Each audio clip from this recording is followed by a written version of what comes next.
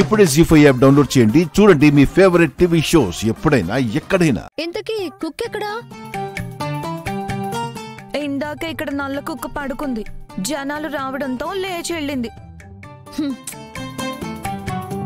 మట్టి బుర్ర మంగ, నేను అడిగింది కుక్క గురించి కాదు. కుక్ అంటే ఇంగ్లీష్ లో వంట చేసేవాళ్ళు అని. ఇంకెవరు? మా అమృతే. Congratulations Amrita. Thank you Shivaparvati.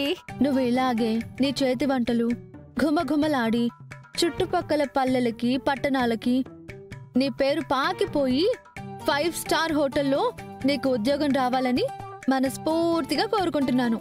I wish you all the best. నువ్వు చెప్పిందేవి నాకు అర్థం కాలేదులే గాని పూలు తీసుకొచ్చినందుకు చాలా థ్యాంక్స్. ఆ పూలేం చేసుకుంటారు? చేతిలో బొక్కెట్టుకొని వస్తే ఉపయోగం ఏముంది? బొక్క కాదు, బొకే. ఓకే, మాకు తెలుసులే. అయినా పెళ్ళానికి మొగుడు పూలు తీసుకొస్తే బాగుంటుంది, కానీ నువ్వు పూలు తీసుకొస్తే ఏమైనా సింగారంగా ఉందా? హలో, నీ ఏడుపేదో నువ్వు ఏడుస్తున్నావు కదా, కొంగుతో తుడుచుకో. శివ, ఏం తింటావు? నేనొచ్చిన ఇంతసేపటికి తమరికి అడగాలనిపించిందన్నమాట. కస్టమర్లు ఉన్నారు కదా, హడావిడి తగ్గాక తర్వాత మాట్లాడదాం అనుకున్నాను. హలో, నేను కూడా నీ చుట్టంగా రాలేదు, కస్టమర్ గానే వచ్చాను. ఏ అమృత, మసాలా దోశ వెయ్యి. 30 రూపాయలు ఇచ్చి వెళ్ళిపోతాను. వదిలేయ్, ఇడ్లీ వడ కూడా తిని అన్నిటికి కలిపి 100 ఇచ్చాయి. రేయ్, నువ్వు నీ పని చూసుకోరా. అలాగేనా?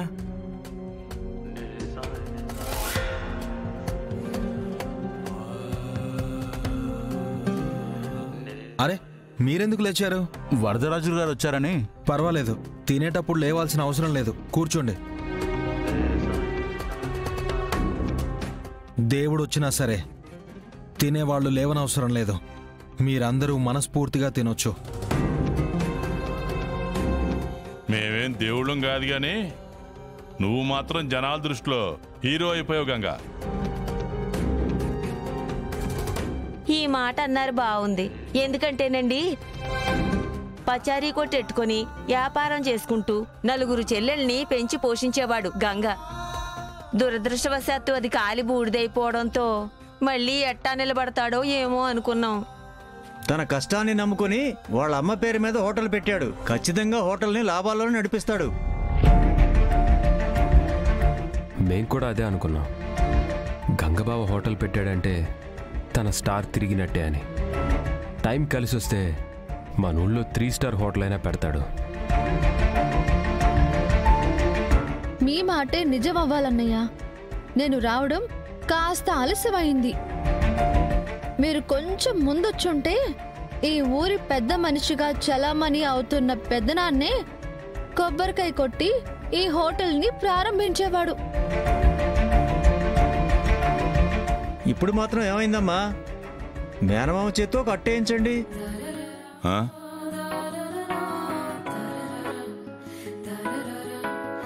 ఏంటి, నేను అట్టు ఇయ్యాలా? అవునండి, రిబ్బన్ కత్తిరించే టైంకి ఎలాగూ రాలేదు. పెనం మీద అట్టేసి తెప్పండి, మీకు మంచి జరుగుద్ది, వ్యాపారము బాగుంటది. ఏం మాట్లాడుతున్నారు మీరు? నిజం బాబు, రక్త సంబంధీకులు ఓపెనింగ్ రోజు వచ్చారు. ఒక 5 నిమిషాలు చేయగలిపితే అందరికీ బాగుంటుంది కదా. అవునండి,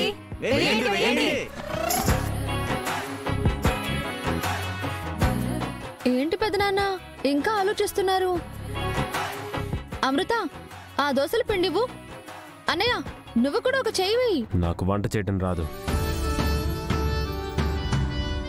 అలా ఎలా విడిచిపెడతారు? మేమే పంచపక్ష ప్రమాణాలు వండి పెట్టమండం లేదు కదా.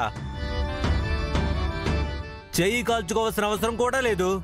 అలా గడితో పిండేసి చెయ్యి తిప్పితే అయిపోతుంది. సింపుల్. ఊళ్ళో జనాలందరికీ మంచి చేయాలని చూస్తారు, కానీ ఈ పని చెయ్యాలా లేదా అని ఎందుకు ఆలోచించరు మరి? అట్ట ఏం లేదులే, మీరు కోరినట్టే చేస్తాం.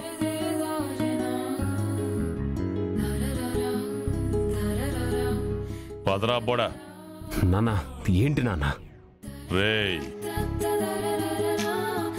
జనం దృష్టిలో మనం చెడ్డవకూడదంటే గిద్దెడి పిండి తీసుకుని పెనం మీద పడేస్తే అది మాడుతుందో పాడవుతుందో, ఏదో ఒకటి మనకు కావాల్సింది పబ్లిసిటీ. అర్థమైంది రా.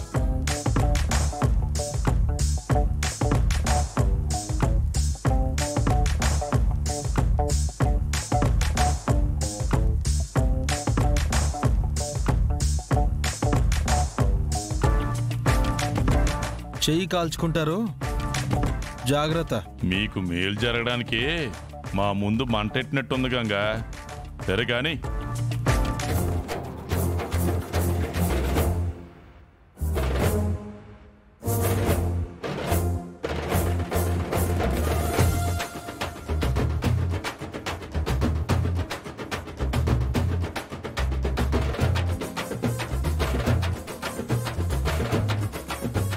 నాన్న ఏంటది?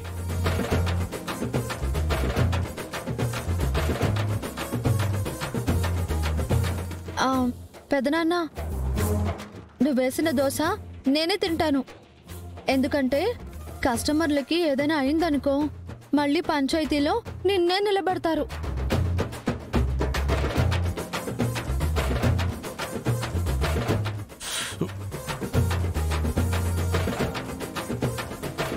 చికెన్ ఫ్రై చూసాం, మటన్ ఫ్రై చూసాం, కానీ మొదటిసారి దోశ ఫ్రై చూస్తున్నాను.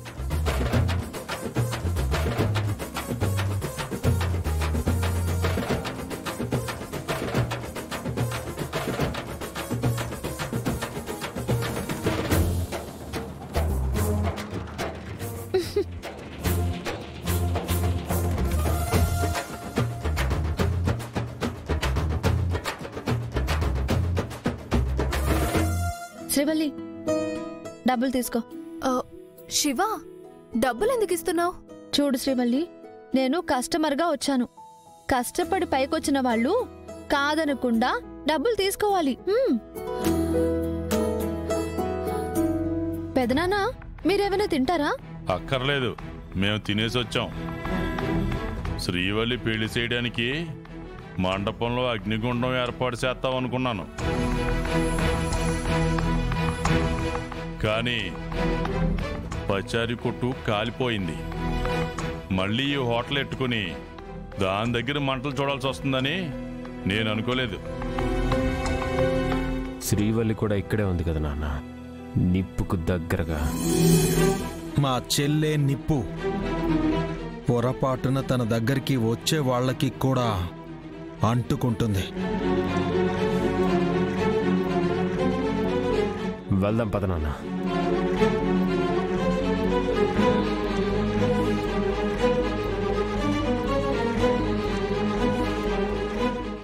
జీ5 యాప్ డౌన్లోడ్ చేసి అన్ని ఎపిసోడ్స్ పూర్తి ఉచితంగా చూడండి.